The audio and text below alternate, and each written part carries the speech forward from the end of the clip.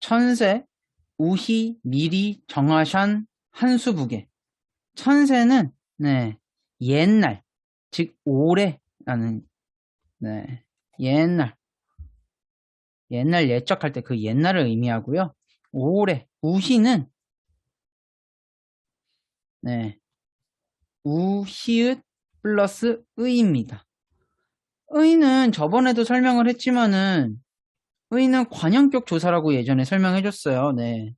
근데 여기서는 전에를 의미하는 이 부사격 조사입니다. 의는 부사격 조사로 쓰이는 모습을 보일 때도 있고 관형격 조사로 쓰일 때도 있습니다. 그래서 해석을 주의해 주셔야 될 것 같고요. 그러니까 중세 국어에서 그랬다는 겁니다. 우히읗은 네, 히읗 종성 체언이겠죠? 이것은 예전을 말하는 전을 의미합니다. 우히읗은 네. 미리 정하신 정하신 네, 정하신을 의미하는 정하샤는 이 시는 주격 높임, 주체 높임에서 옛날에는 시도 있었지만 샤도 있었다는 모습을 볼 수 있습니다. 오래전에 미리 정하신 한수북, 한강 북쪽에 누인계구, 네, 어진 덕을 쌓아서, 네, 즉 어진 덕을 쌓아서 나라를 열었다라는 뜻인데 이 누인계국은 뭐 어진 덕을 오랫동안 쌓았다라는 말이에요. 그래서 한 세대가 아니라 여러 세대에 걸쳐서 즉 오래전에 미리 정한 한강 북쪽에 오랫동안 여러 대를 걸쳐서 어진 덕을 쌓아서 나라를 여셨다. 누가? 이성계가. 즉 선조들부터 그 집안이 덕을 오래 쌓아 나라를 열었다 라는 의미겠죠. 누인계국 하샤. 여기서 주체 높임 샤가 쓰였네요.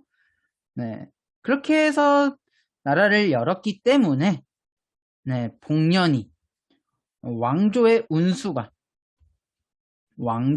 운수가 네, 끝이 없다.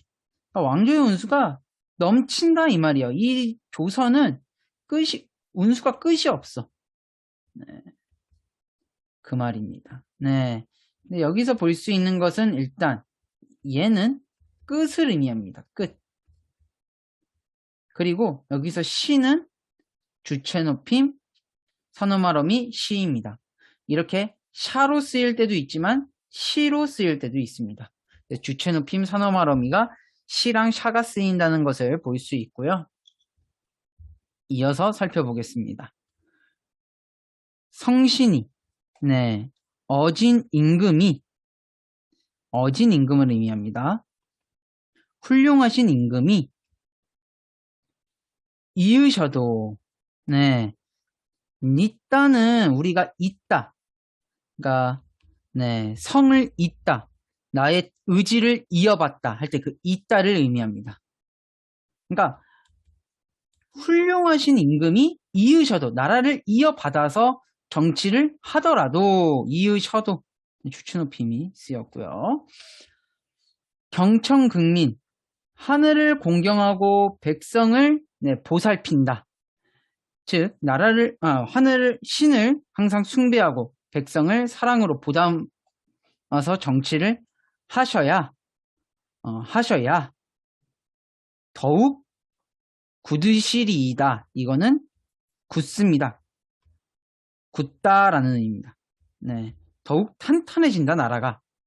아무리 훌륭하신 임금이 나라를 이어받아도 뭐 사주가 좋던 머리가 좋던 경청근민을 배제하면은 네, 나라는 약해질 수밖에 없다. 흔들릴 수밖에 없다라는 말입니다. 그래서 네, 하늘을 공경하고 백성을 보살피는 것을 하셔야만 이런 뜻이에요.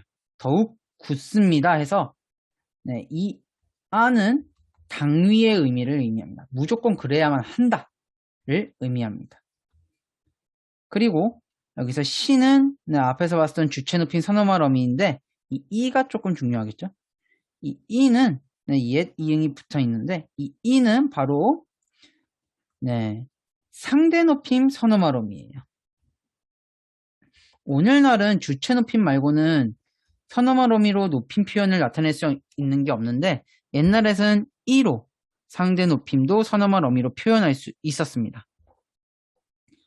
그래서 정리해보자면 아무리 훌륭하신 임금이 이으셔도 하늘을 공경하고 백성을 보살펴야만 더욱 굳습니다. 라는 말입니다. 그리고 임금하, 이 하는 혹격조사예요.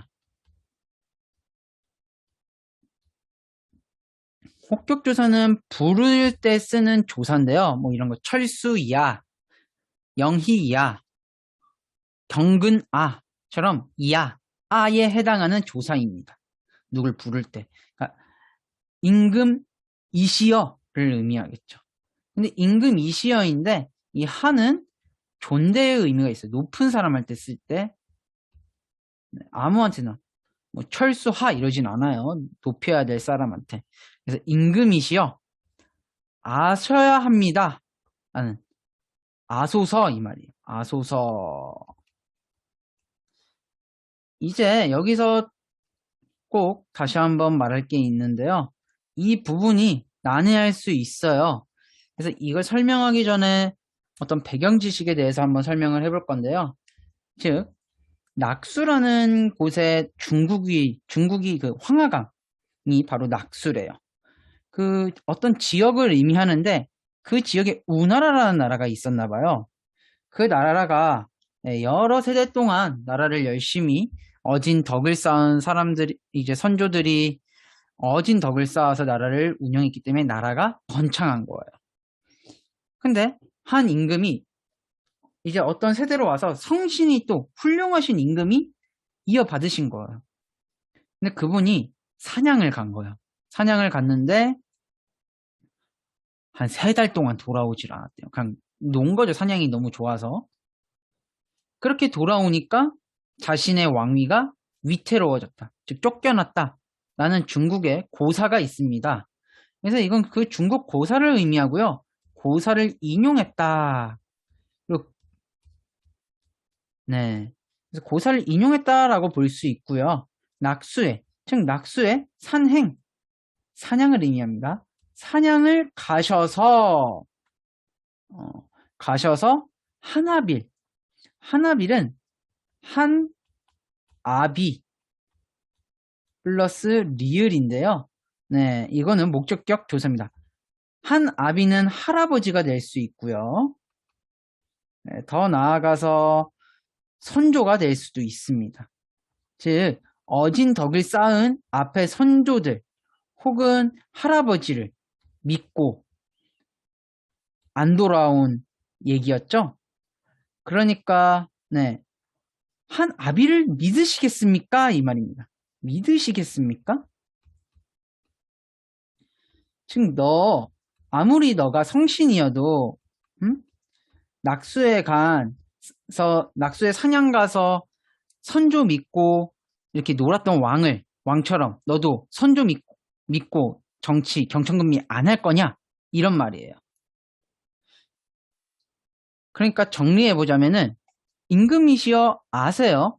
그 낙수에 사냥 가서 할아버지 혹은 선조를 믿고 정치를 제대로 안 했다가 경천금리를 안 했다가 망하게 된 케이스를 보시고도 할아버지나 선조를 믿는 그렇게 정치를 하실 겁니까?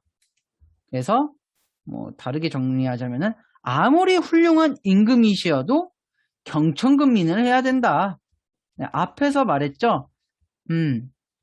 누인 개국했으니까 복이 끝이 없어. 그건 팩트야. 하지만 복년이 끝이 없지만 견청근심이 아니라 근민이죠. 경청근민을 안 하면은 나라는 망해. 그 케이스, 낙수 케이스 보면 알 수 있지? 라는 말입니다. 그래서 낙수 케이스, 이 고사를 타산지석 삼아라 라고 말하는 겁니다. 그래서 아무리 이렇게 우리가 훌륭한 나라가 만들어졌고 우리 선조들이 훌륭하신 덕을 쌓았기 때문에 이런 훌륭한 나라가 생겼지만은 그래서 복도 끝이 없지만 어진 임금이 아무리 훌륭한 임금이어도 경천근민 안 하면은 나라는 망한다. 그건 중국 고사만 봐도 알 수 있다. 그것을 타산지석 삼아서 경천근민에서 정치를 해야만 한다. 라는 메시지를 전달하는 내용이 바로 125장이었습니다. 그래서 이 내용과 125장은 해석이 어려워요. 그리고 2장과 125장, 즉 용비어천가에서는 이게 조선에서 어떤 의미를 지니고 있는지, 어떤 것을 의미하는지를 이해하고 해석을 하시는 게 중요합니다.